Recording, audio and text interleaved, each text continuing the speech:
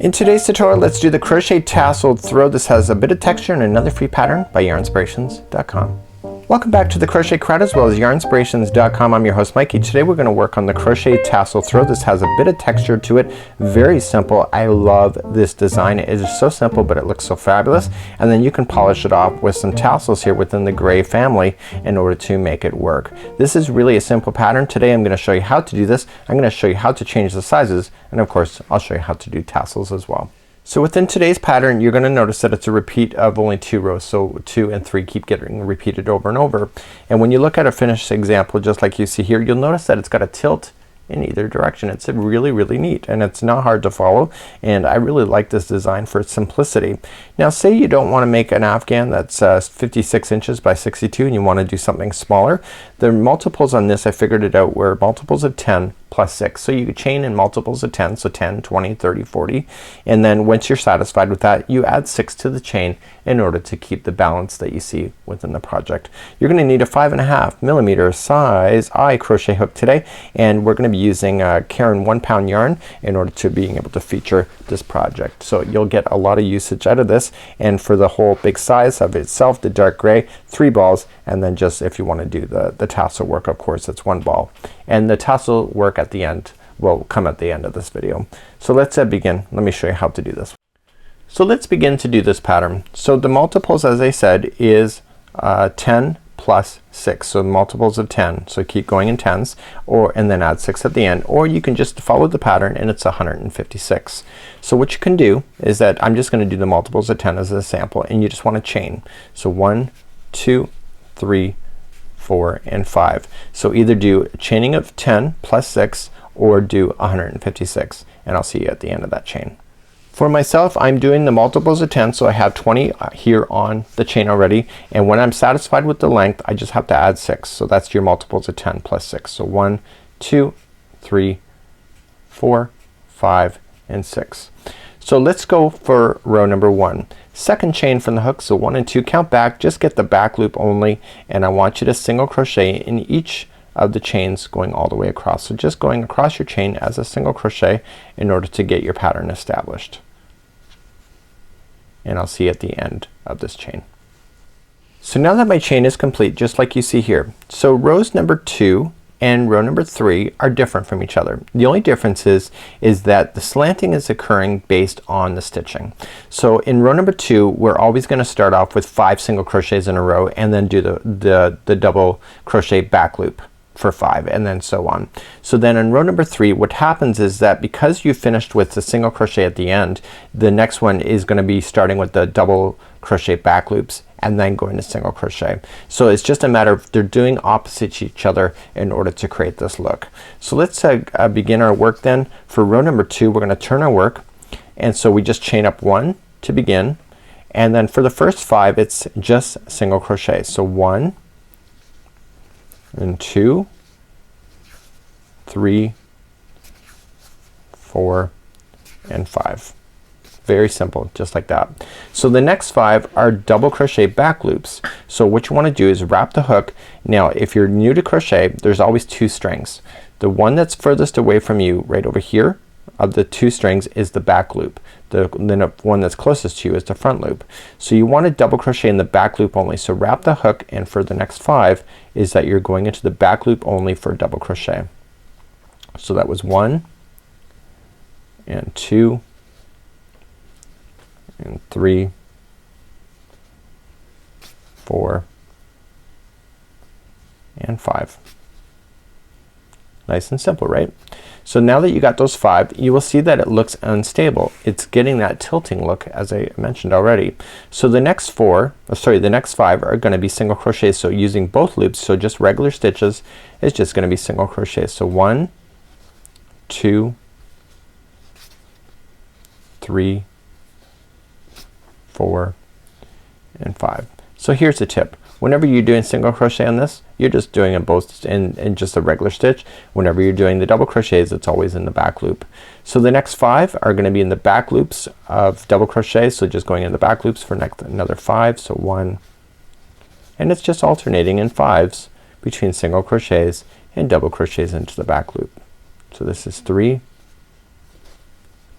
4, and 5. So you're going to eventually go all the way down to your chain. You'll be 5 left over, and that's your single crochets right at the very edge. So 1, 2, 3, 4, and 5, and that was row number 2. So you look at it here, it looks like it's kind of warping when you look at it from this perspective. That's okay. That's what's creating the nice beautiful texture.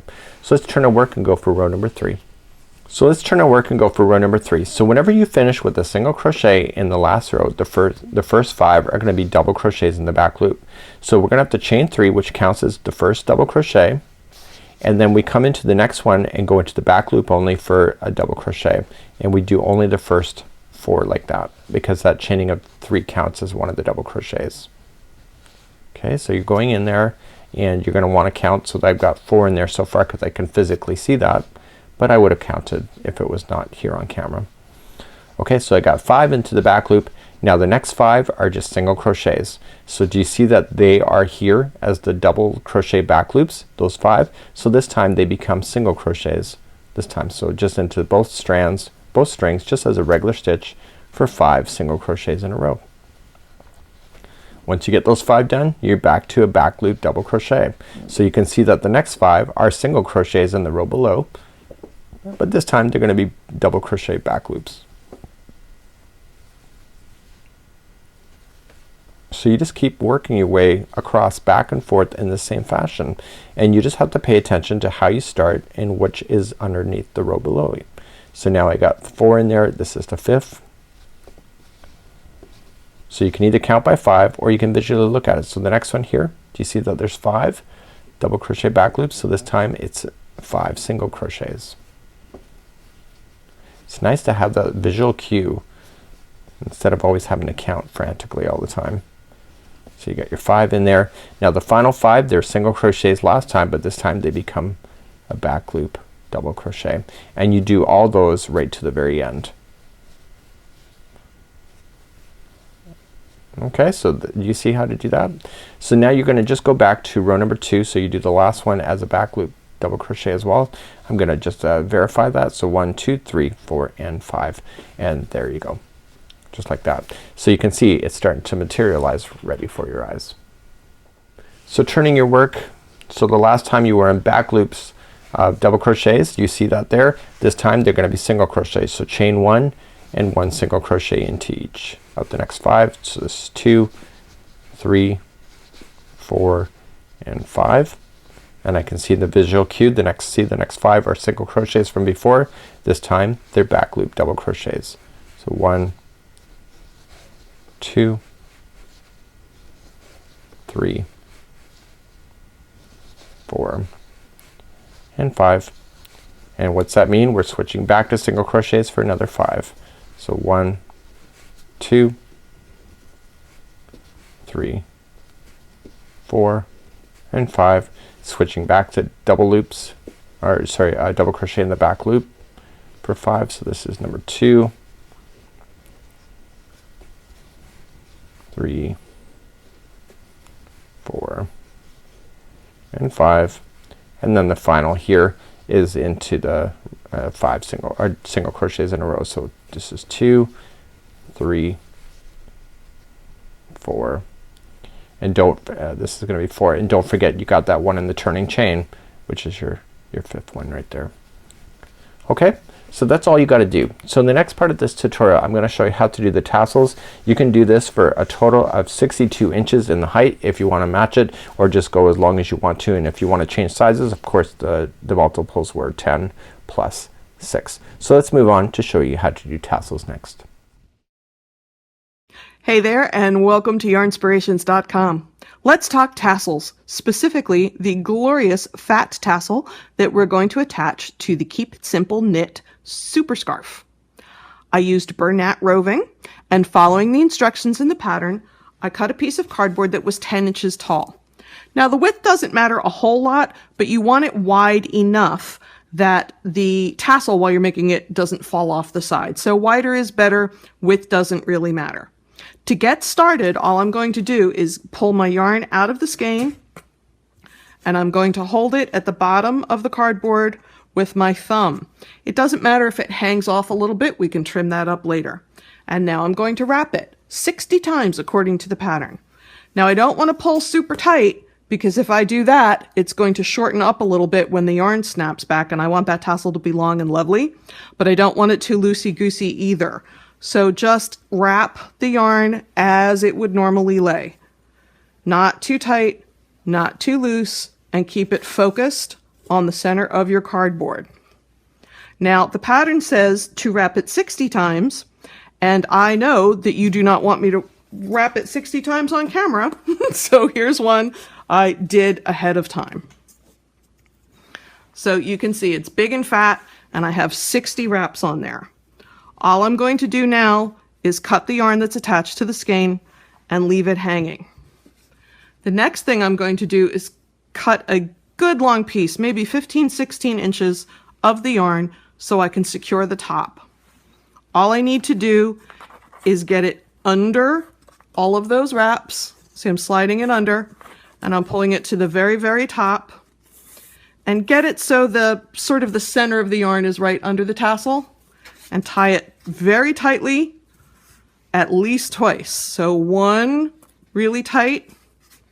I'm using just an overhand knot, but I want to make sure this doesn't fall apart when I take it off the cardboard. So make sure that first knot is really tight, and then boom, make the second knot tight.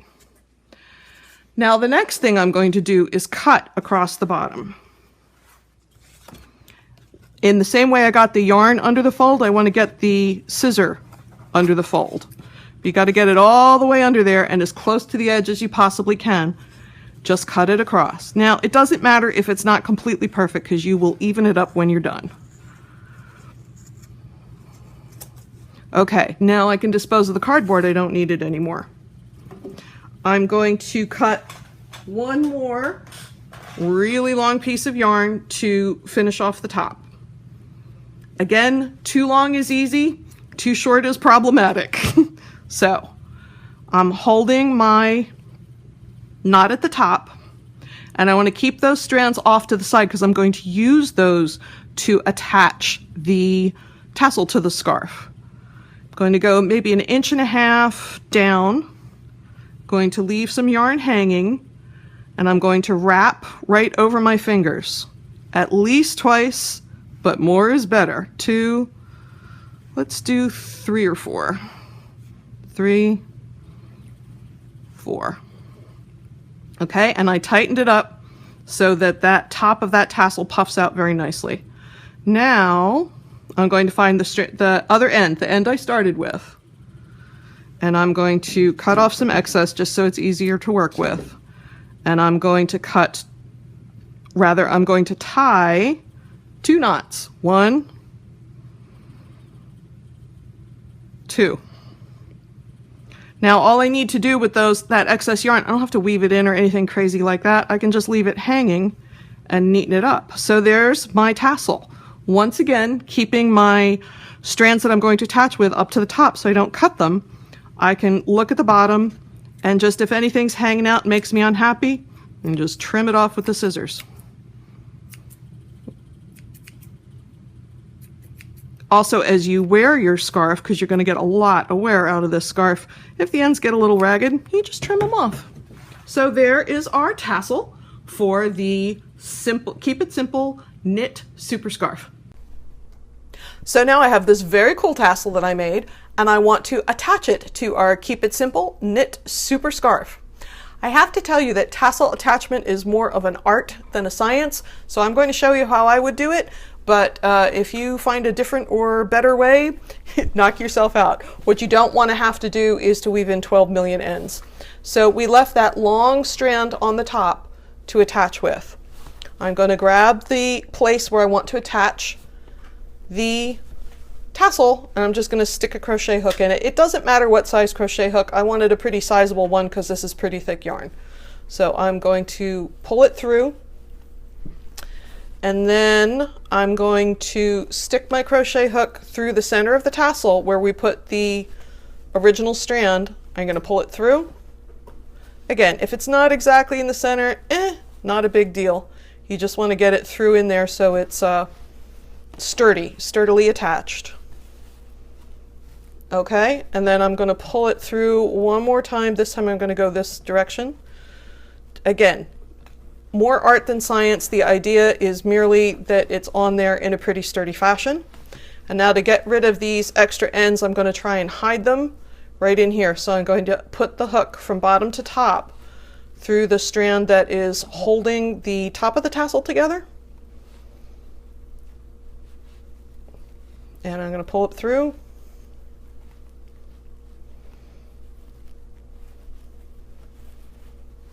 Not too tight. You don't want to pull too tight because you want it to be masked in there. You don't want it to show up. And then just to keep things safe and sturdy, one last time I'm going to go from bottom to top under that double wrapped strand and pull the loose edges in to secure that, make them hang out nice. Okay, and they can just hang out inside the tassel and you'll never see the difference. If they're too long, if they're hanging out down here, just go back and trim them. So now my tassel is attached to my super scarf. Thanks so much for joining us. So that's it for now. This is how to do the crochet tasseled throw. It's really quite an easy throw. It's really quite an easy pattern to be able to follow. You can just top it off with those tassels and have a good time at the same time. So until next time, I'm Mikey on behalf of Yarnspirations as well as thecrochetcrowd.com. Have a good one. We'll see you again real soon. Bye-bye.